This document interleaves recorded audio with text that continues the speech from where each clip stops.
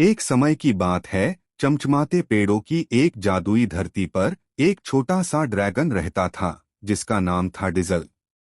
और उसे बार बार छींकें आती थीं। लेकिन जब भी डिजल छींकता, उफ, उसके पास की कोई चीज अजीब सी बन जाती। एक छींक ने पत्थर को कपकेक बना दिया। दूसरी छींक में तितली एक बबल मशीन बन गई। जंगल के जानवरों को कोई आपत्ति नहीं थी। उन्हें ये सब बहुत मजेदार लगता था। लेकिन डिजल तो बस एक टिश्यू चाहता था। एक समझदार बूढ़े उल्लू ने डिजल को पत्ते का टिश्यू दिया। डिजल ने नाक साफ की और एक आखिरी छींक मारी।